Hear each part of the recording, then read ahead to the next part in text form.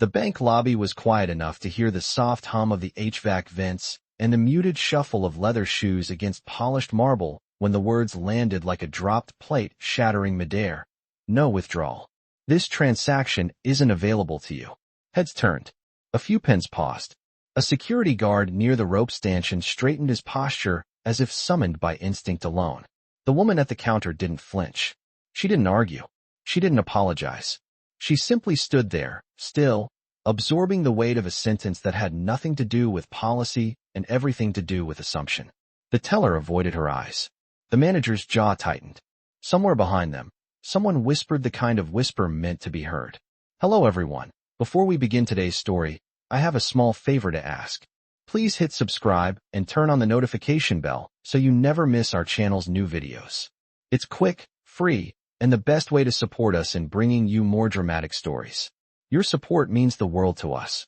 Where are you watching from? Drop your city or country in the comments below. Thank you very much. Now back to the counter where the air felt heavier by the second as the manager leaned forward and slid a laminated placard into view, tapping it once with a manicured finger as if tapping could turn bias into procedure, explaining that withdrawals over 7 figures required additional verification, special clearance, and a level of relationship most clients spent years earning. His tone calm, but sharpened with something else, something practiced, while the woman listened without interrupting. Her gaze steady on the glass partition as if she were looking through it rather than at it. The kind of gaze that didn't plead to be believed, the kind that waited for people to reveal themselves. A line formed behind her, impatience leaking into sighs and glances, and a man in a tailored suit cleared his throat loudly, as if to say hurry this along. The guard's hand hovering inches from his radio, the teller suddenly very interested in the keyboard, and the manager adding that this was a private banking space, that perhaps she'd be more comfortable scheduling an appointment, that maybe today wasn't the right day. Words stacked politely to push her backward without ever touching her. She asked a single question, measured and clear, confirming the amount and the account number, and when she spoke the manager's eyebrows rose just enough to register surprise, not at the numbers, but at her confidence, at the fact that she wasn't shrinking the way he expected. He responded by asking for additional documentation already on file, then suggested compliance might take hours, maybe days, then motioned subtly toward the waiting area, as if seating could soften the dismissal, and when she didn't move he smiled thinly and said, "We have protocols for situations like this," the kind of sentence that turns people into situations. A murmur rippled. Someone laughed under their breath. The guard stepped closer, close enough that the woman could feel his presence without looking at him, close enough to remind her of where power usually stands. And still she remained where she was, feet planted, shoulders square, breathing slow, not raising her voice, not asking for a manager because he was already there, not asking to be seen because she already was. The manager finally said it out loud, softer now, sharper underneath, that he couldn't authorize a withdrawal of this size for someone without the right profile, that appearances mattered when safeguarding institutions, and that was the moment the room changed, because the sentence had crossed from suggestion to judgment, from policy to prejudice, and everyone felt it land. She didn't respond immediately. She let the silence stretch just long enough for the implication to settle, for the guard to realize he'd stepped in on nothing more than a feeling, for the teller to understand she'd witnessed something she couldn't unsee, and for the manager to mistake that silence for compliance. He nodded once, already moving to end the interaction, unaware that he had just opened the wrong door. She remained at the counter as the manager turned slightly to the side, lowering his voice as if discretion could soften what had already been said, explaining again that this branch specialized in legacy clients, generational wealth, long-standing relationships, and that large cash movements required a history that could be recognized at a glance, his eyes flicking briefly to her shoes, and then away, while the teller nodded too quickly, eager to agree with whatever kept the line moving and the discomfort contained, and the security guard shifted his weight from one foot to the other, not aggressive, not apologetic, simply positioned, as a reminder of who the building was prepared to believe. The woman listened without interrupting, her hands resting lightly on the counter, fingers still, shoulders relaxed, the kind of posture learned through repetition, not training, because she had stood in rooms like this before, rooms where confidence was misread as audacity and calm was mistaken for ignorance. 25 years earlier, she had stood in a different bank, smaller, louder, less polished, holding paperwork she had triple-checked, only to be told that her application would need additional review, that perhaps she should return with a co-signer, that these things took time for people without established backing. And she remembered how the word people had floated there without a subject, how it had never needed one. The memory did not sting anymore, but it informed her, guided the way she chose silence now, because she knew exactly how quickly explanations became negotiations, and how negotiations always favored the person who believed they were doing a favor by listening. Behind her, a woman in line glanced at her phone and then at the clock mounted above the marble columns, clearly irritated, and a man muttered that some people always made things difficult, his voice just loud enough to travel, just soft enough to avoid consequence, while the manager straightened his jacket and repeated that he could offer an appointment with a senior advisor later in the week, emphasizing later as if patience were a virtue evenly distributed. She asked again, calmly, whether there was any issue with the account itself, any flag, any discrepancy, and the manager hesitated for half a second too long before answering that the account was fine, that the funds were there, that the numbers were not in question, only the process, only the safeguards, only the responsibility they had to protect the institution from risk. And when she asked what risk he meant, his mouth tightened, because risk was never meant to be named out loud. A junior employee at a nearby desk glanced at the screen in front of him and then back at the woman, recognition flickering across his face and then disappearing as he looked away, choosing his paycheck over his conscience. And the manager noticed the glance and cleared his throat, speaking louder now, asserting control, explaining policy again for the benefit of the audience that had formed without meaning.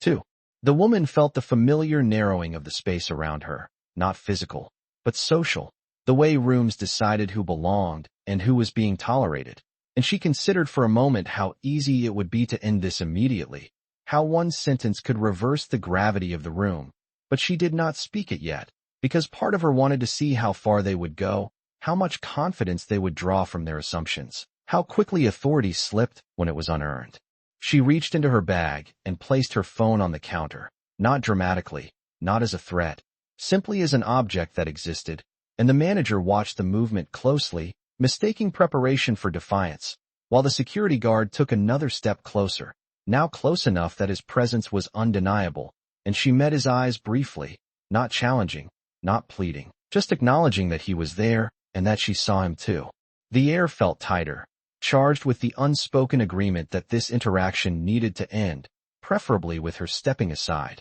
and the manager leaned forward again, voice low but firm, and said that if she insisted on continuing, he would have no choice but to ask her to move away from the counter, because she was delaying service for other clients. And that was when she realized they had already decided the ending. All that remained was whether she would accept the role they had written for her, or whether she would let them finish digging, uninterrupted. The manager straightened as if preparing for a formal announcement, his voice rising just enough to signal authority to the room, stating that the counter needed to remain available for verified clients, and that continued insistence without proper clearance could be interpreted as refusal to comply with branch procedure, a sentence shaped carefully to sound neutral while carrying a warning underneath. And the security guard responded on instinct, stepping fully into her peripheral vision, not touching her, but positioning his body so that the exit path behind her felt suddenly narrower. A woman in line shifted her purse higher on her shoulder and murmured that this was ridiculous,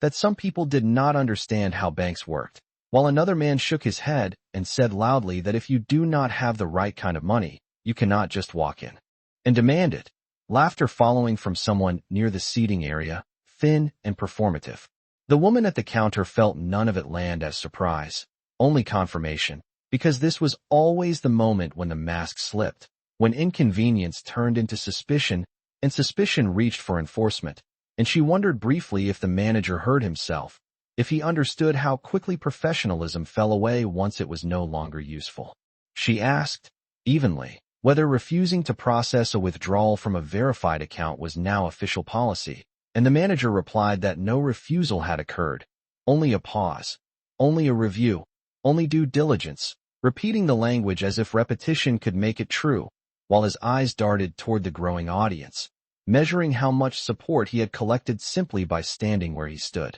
The teller cleared her throat and said softly that perhaps they could move this conversation to a private office, but the manager dismissed the suggestion immediately, saying there was nothing to discuss privately until the client complied, and the word complied echoed louder than he intended. At that, the security guard's hand rose closer to his radio, not pressing it, just hovering, and the woman felt the old familiar calculation begin, the one that weighed dignity against disruption, silence against spectacle, knowing that any raised voice would be labeled aggression, any step forward would be framed as escalation, and any attempt to explain would be logged as resistance. She looked around the lobby, at the polished stone, the framed mission statement promising trust and inclusion, the cameras mounted discreetly in the corners, and she thought of the meetings she had sat through where words like inclusion had been approved unanimously, printed in glossy reports, and forgotten the moment they were inconvenient. The manager took a step closer now, lowering his voice again, telling her that he was trying to help her avoid embarrassment, that continuing this conversation in front of others was not in her best interest, and that if she would simply step aside, they could revisit the issue later, a kindness offered only after control had already been asserted. She replied that she was not embarrassed, that she was simply waiting for an answer, and the manager's expression hardened, because patience from the wrong person always felt like provocation. Behind the counter, a junior associate typed something quickly and then stopped, staring at the screen, his face draining of color as recognition fully set in. But before he could speak, the manager shot him a look sharp enough to silence him, and the associate looked away, shoulders tightening, choosing safety over truth. The guard finally spoke, his voice low and rehearsed, stating that if the situation continued to disrupt operations, he would need to intervene, and the word intervene hung there, vague enough to mean anything, while the woman met his gaze again, nodding once to show she had heard him, nothing more. A man near the door muttered that this was why security existed, to handle situations like this, and someone else agreed, their confidence growing with each shared assumption, and the woman felt the room closing ranks, not around her, but against her, the unspoken agreement solidifying that whatever happened next would be justified. The manager drew a breath and said, with finality, that he was asking her one last time to step away from the counter, or he would be forced to take further action, and in that moment, the escalation was complete, because the choice had been framed as obedience or consequence, and the institution had decided which one it expected from her, unaware that every word spoken, every glance exchanged, and every step taken had already been noted, measured, and stored, not as emotion, but as evidence. The room held its breath after the manager's ultimatum, that charged stillness where everyone waits to see who will blink first, and it was in that pause that a subtle shift occurred, almost invisible, almost missed, as the junior associate behind the secondary terminal glanced again at his screen, then at the woman, then back at the screen, as if hoping the information would rearrange itself into something less dangerous. His fingers hovered above the keyboard, trembling slightly, because the name attached to the account did not belong in the category the manager had decided it did, and the internal flags he was trained to recognize were not warning signs, but confirmations, executive tier markers embedded so deeply that most frontline staff never encountered them. He swallowed and cleared his throat, the sound small but sharp in the silence, and the manager turned his head just enough to signal annoyance without fully acknowledging him, already irritated that the moment was stretching longer than planned. The associate spoke anyway, his voice cautious, choosing each word like a step across thin ice, saying that there might be a misunderstanding, that the account appeared to have special status, and that perhaps it would be wise to double-check before escalating further. The manager's eyes snapped toward him, hard and immediate, a look that carried years of hierarchy in a single glance, and he replied that there was no misunderstanding, that he was handling the situation, and that junior staff should focus on their assigned roles. The associate nodded quickly, but the damage was done, because a few heads in the lobby turned toward him, curiosity ignited, and a woman seated near the window leaned forward slightly, sensing that something beneath the surface had cracked. The manager raised his voice again, reclaiming control, reiterating policy, stressing compliance, and reminding everyone present that security procedures existed for a reason, but the confidence in his tone wavered now. Strained by the interruption, he could not fully erase. The woman at the counter watched the exchange quietly, noting the way the associate's shoulders sagged as he looked back down,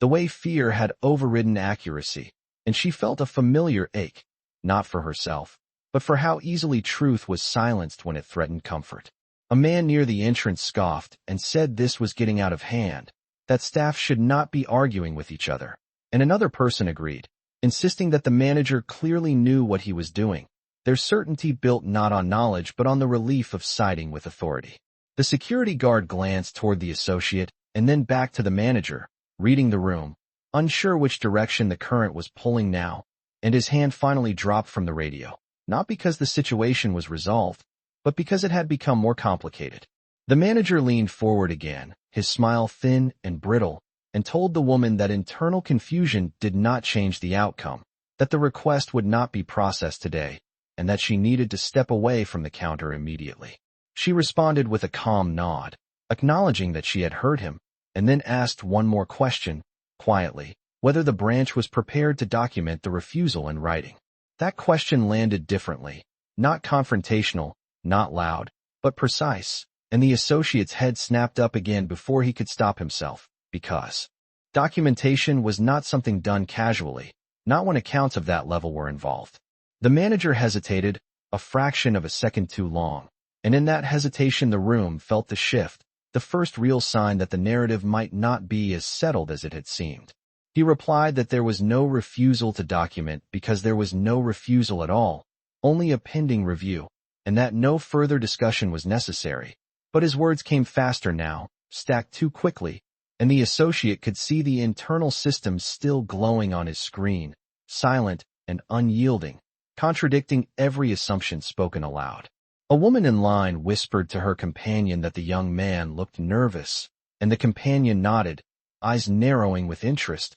while the security guard adjusted his stance again, uncertain, his authority suddenly less clear. The associate took a breath, deeper this time, and although he did not speak again, his expression had changed, resolve beginning to push against fear, and the woman at the counter noticed it, giving him the smallest nod of recognition, not gratitude, just acknowledgement, because moments like this mattered even when they did not immediately change the outcome. The manager straightened once more, forcing his shoulders back, preparing to close the interaction by force of repetition if nothing else, unaware that the first crack had already formed, and that the presence of a witness, however hesitant, had altered the trajectory of the room in ways that could not be undone. The manager's patience finally fractured, his voice sharpening as he motioned with a curt flick of his hand toward the open space behind her, saying that this conversation was over and that she needed to step aside immediately, because she was obstructing operations,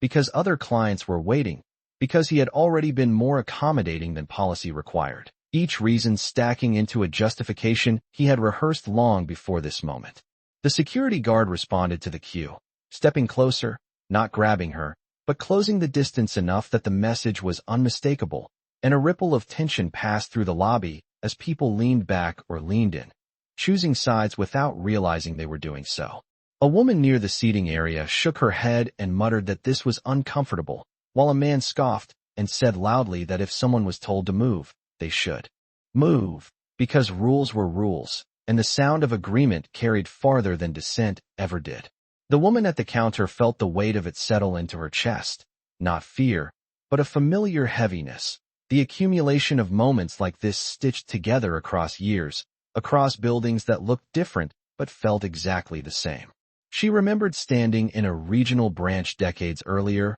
younger then, less composed, watching a loan officer slide her paperwork back across a desk with a sympathetic smile, explaining that her numbers were impressive, but her profile raised concerns, suggesting she return with someone more established, someone who fit what they expected to see. And she remembered walking out into the heat with a hollow feeling that stayed with her long after the rejection faded. That memory surfaced now not as pain, but as clarity, a reminder of how often denial wore the mask of professionalism, how often exclusion hid behind calm voices and polished counters. The manager repeated himself, louder now, insisting that she was no longer welcome at the counter. That refusal to comply would force him to escalate the situation, and the word force was not spoken, but it hovered there, implied by the guard's stance and the narrowing space. She looked at the guard again, meeting his eyes steadily, and he hesitated, because there was nothing aggressive in her posture,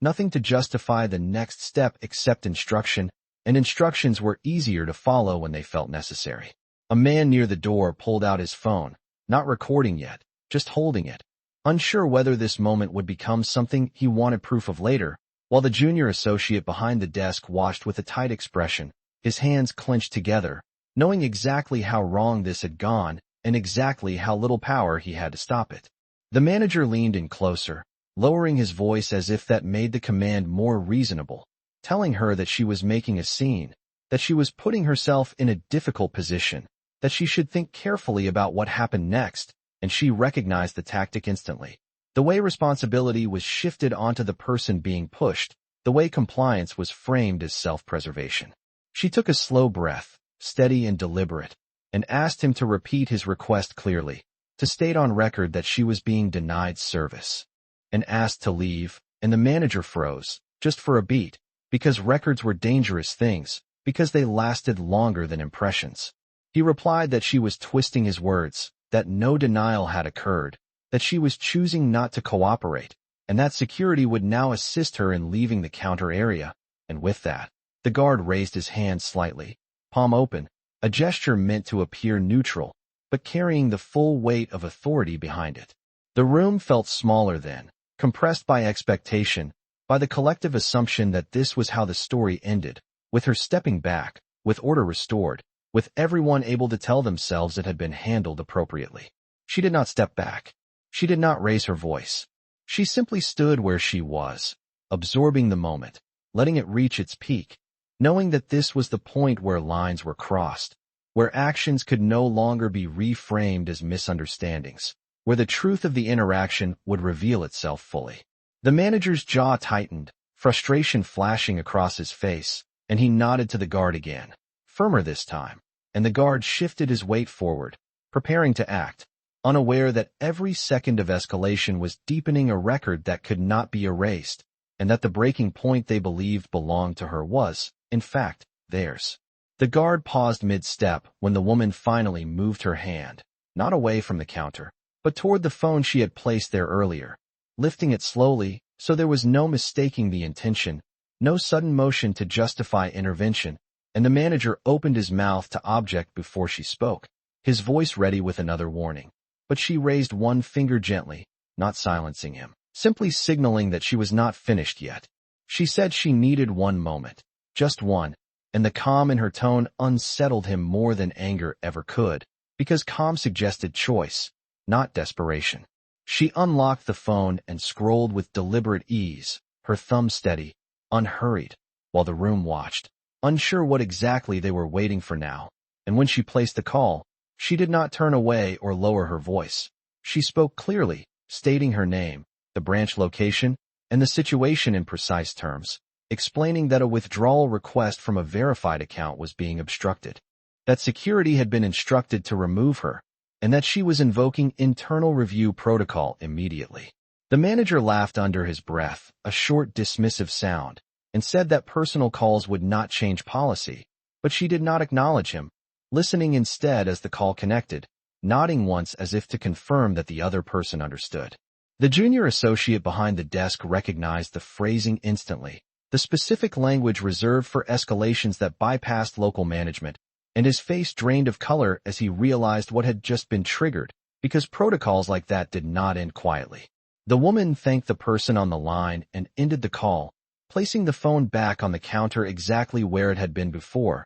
her hands returning to rest at her sides, posture unchanged, and the manager scoffed again, telling the guard to proceed, insisting that this performance did not alter the facts, that she was still refusing to comply, that removal was necessary to restore order. The guard hesitated, his eyes flicking briefly toward the cameras mounted overhead, then back to the woman, then to the manager, weighing instruction against instinct, and the woman spoke again, not to the guard, but to the room, saying calmly that she was not refusing to leave, that she was waiting for confirmation, and that she would not obstruct any process that was properly documented. The word documented landed with weight, and the manager felt it, his confidence faltering just enough to be noticeable, because documentation invited scrutiny, and scrutiny rarely favored those who acted on assumption. A woman near the window whispered that this was getting serious, and a man who had earlier laughed now shifted uncomfortably, crossing his arms,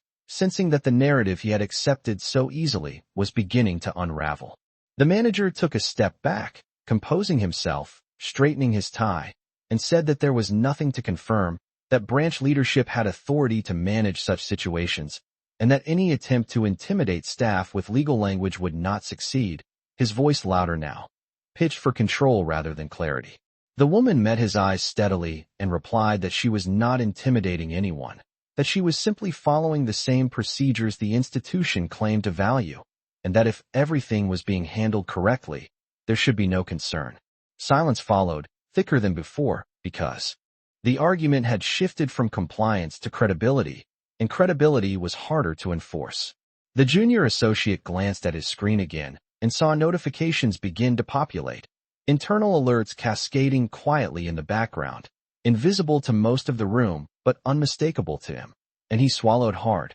realizing that oversight had been engaged at a level the manager could not override. The guard lowered his hand fully now, stepping back half a pace, uncertain, and the manager noticed, irritation flashing across his face, because authority depended on alignment, and alignment was slipping. He demanded to know who she thought she was, what gave her the right to disrupt operations and threaten staff, and she answered simply that she was a client exercising her rights, nothing more, nothing less, and that if the branch wished to proceed with removal, it was free to do so, provided it accepted the consequences that followed. The room felt suspended then, balanced on a moment of realization, as the manager finally understood that the calm he had mistaken for compliance was something else entirely, something deliberate, controlled, and far more dangerous to unchecked power than resistance. And while he searched for the next move, unaware that the gears above him were already turning, the woman stood exactly where she had been all along,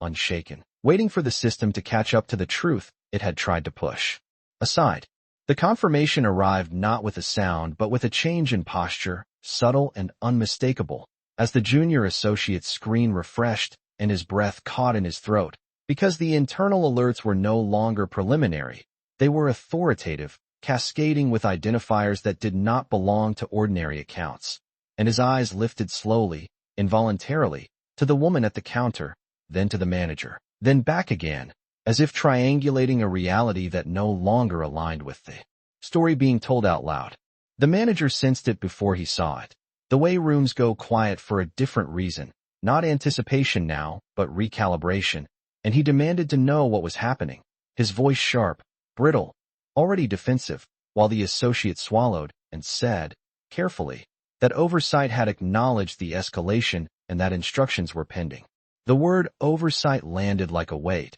because it did not belong to branch authority, and the manager's jaw tightened as he repeated that.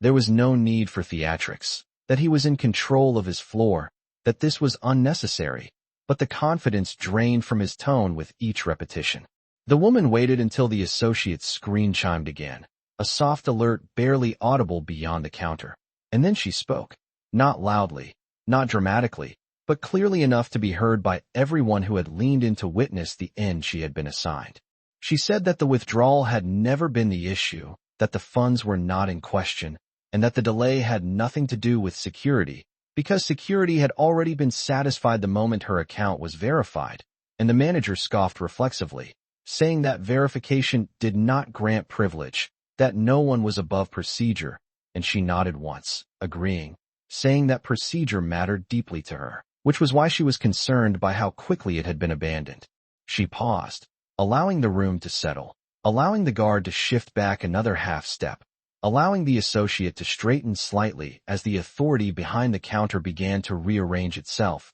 and then she delivered the sentence that reframed everything, stating calmly that she had been denied a lawful withdrawal in a bank she owned, that she had been threatened with removal by security acting on assumption, and that the incident was now being reviewed at the highest level. The silence that followed was absolute. Not the charged tension from before, but a hollow stillness, the kind that arrives when certainty collapses. The manager blinked, once, twice, and said that was not possible, that ownership did not work that way, that if she believed she had influence it did not entitle her to disrupt operations. But his words came too fast, tumbling over each other, because the associate's screen had turned a color he had never seen on a routine day, and the associate finally spoke again, his voice steadier now, saying that the account holder was flagged as principal ownership, that executive tier overrides were in place, and that the system was locking administrative access pending review. A murmur rippled through the lobby, disbelief layered with realization, as the guard looked from the manager to the woman and back again, understanding settling in without instruction, and the manager reached for the counter, as if to steady himself, demanding to know why this had not been disclosed, why no one had informed him, why he was being undermined in his own branch. The woman answered simply that she had walked in as a client, not as a title, and that she had given him every opportunity to treat her accordingly. The associate's terminal chimed again, louder this time, and he announced that branch authority was suspended effective immediately, that further action would be directed by corporate security and compliance, and the manager's badge access indicator blinked, then went dark, a small visual detail that carried enormous consequence. The guard stepped aside fully now, clearing the space in front of the counter, not as a gesture of respect, but of correction, and the manager's voice cracked as he protested that this was a misunderstanding, that he had been protecting the institution, that he could explain, but the woman did not respond to the defense, because defenses only mattered before decisions were made. She looked around the room, meeting the eyes of the witnesses who had judged her moments earlier, and said quietly that assumptions were expensive, that policies applied selectively were not policies at all, and that silence in moments like this was not neutrality but consent. She turned back to the counter, requesting that the withdrawal be processed immediately, and this time there was no hesitation, no negotiation, only compliance, as the associate moved with careful precision, aware that history was being written not by spectacle, but by the simple act of doing what should have been done from the beginning. The collapse did not arrive with shouting or chaos, but with a series of quiet confirmations that stripped authority layer by layer, beginning with the associate's calm announcement that corporate compliance and security were now active on the line, followed by the manager's terminal locking him out mid-motion, the cursor freezing as if the system itself had decided he no longer belonged there.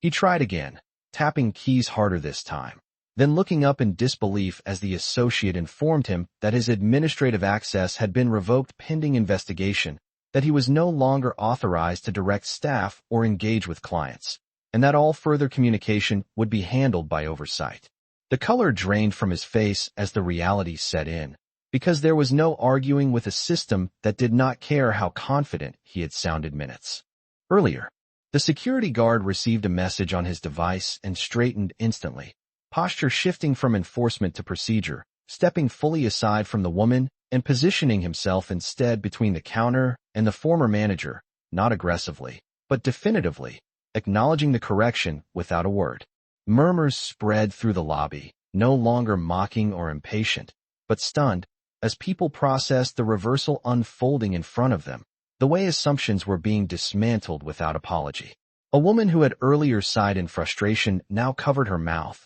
eyes wide, while the man who had laughed avoided looking at anyone at all. The associate continued with measured clarity, stating that an internal review had been initiated regarding discriminatory conduct, improper escalation, and failure to follow verification protocol, and that statements would be collected immediately from all involved parties, including witnesses present in the lobby. The manager attempted to speak, insisting this was being blown out of proportion, that he had acted in good faith, that he had only been enforcing standards, but his voice carried no authority now, dissolving into the air as the associate informed him that his comments would be documented, but that he was no longer to address clients or staff directly. The woman watched the unraveling without satisfaction or anger, only a steady resolve, because this was not revenge, it was correction, long overdue and executed exactly as systems claimed they were designed to operate. Corporate security arrived on the line, their instructions relayed quietly but firmly, directing that the manager be escorted to a private office to await further direction, that the incident be logged in full, and that the branch remain operational under interim supervision. The guard nodded once and gestured for the manager to step away from the counter. The same motion that had been used earlier against her, now redirected with perfect symmetry, and the manager hesitated, pride flaring one last time, before compliance replaced protest, because resistance no longer served him. As he was escorted away, heads turned not with pity but with recognition, understanding that consequences did not need volume to be complete. The associate then turned his attention back to the woman, apologizing formally for the delay, acknowledging that her request would be processed immediately, and assuring her that her experience would be addressed at the highest level. She thanked him simply, not elevating the moment beyond what it was, and confirmed the amount and method of withdrawal,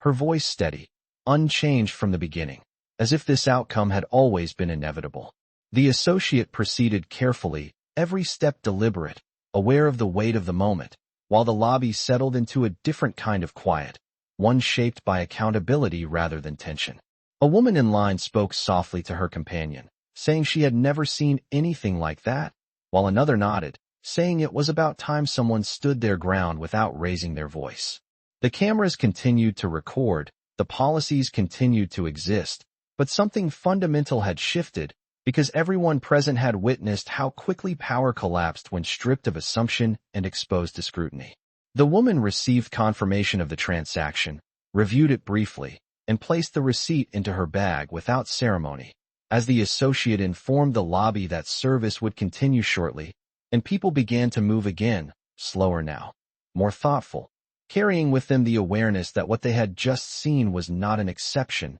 but a correction, one that had been waiting quietly for someone patient enough, steady enough, and prepared enough to let the system reveal itself fully, before allowing it to be held accountable. The lobby resumed its rhythm slowly, not snapping back to normal but easing into a new awareness, as if everyone present understood they had witnessed something that could not be unseen, and the woman stood for a moment longer at the counter, not because she needed to, but because endings deserved intention. She thanked the associate again, this time by name, acknowledging the professionalism it took to choose accuracy over comfort, and the associate nodded, visibly steadier now, understanding that courage did not always arrive loudly but mattered just the same. Corporate compliance remained connected on the line, confirming that a formal investigation was underway, that witness statements would be requested, and that corrective action would follow, not as an apology tour, but as an audit of behavior that had been normalized for far too long. The woman listened, then responded calmly that she expected nothing less, because institutions did not change through embarrassment, but through accountability, and when she ended the call, she placed her phone back into her bag with the same care she had shown all morning. She turned toward the exit, walking past the waiting area, where eyes followed her now with a different recognition, not admiration, not fear, but respect born from clarity, and as she passed, a woman stood aside instinctively to give her room, murmuring that she was glad someone finally said something, and another nodded in agreement, their voices low but sincere. Outside the glass doors, sunlight cut across the sidewalk, ordinary and unchanged, and she paused just long enough to feel the contrast between the tension she had left behind and the calm she carried with her, aware that the work did not end with one corrected moment. Later that afternoon, in a boardroom miles away, notifications would circulate, reports would be opened, and conversations long delayed would finally be unavoidable, because what had happened in that lobby was not an isolated incident, but a pattern exposed under pressure. The manager would be escorted from the building not as a villain but as a case study, a reminder that authority without reflection corrodes quickly, and that policies enforced selectively were liabilities, not protections. Training protocols would be reviewed, oversight expanded, and statements issued, but none of that would erase the truth witnessed by the people who had stood there that morning, watching assumptions collapse under scrutiny. The woman did not wait for the aftermath to unfold. She had meetings to attend, decisions to make, responsibilities that extended far beyond a single branch, and as she walked away, she reflected briefly on how often silence was mistaken for compliance, how many people had been taught to endure rather than challenge, and how dangerous that lesson had been allowed to become. She had not raised her voice, had not demanded recognition, had not announced who she was until the system forced her hand, because dignity did not require performance, only consistency. By the time the story circulated, retold in fragments and headlines, it would be framed as a dramatic reversal, a shocking reveal. But she knew better, because the real moment had not been the revelation of ownership. It had been the refusal to accept mistreatment as normal long before that truth was spoken aloud. As the doors closed behind her and the lobby disappeared from view, the institution inside was already different, not because she had embarrassed it, but because she had held it to its own standards, and that was a reckoning far more lasting than spectacle. Somewhere inside, a mission statement still promised trust and inclusion, but now those words carried weight, backed by consequence rather than assumption. And for the people who had watched power shift without a single raised voice, the lesson lingered clearly, that justice did not always arrive with noise, that authority was not permanent, and that silence, when chosen deliberately, could be the sharpest instrument of all.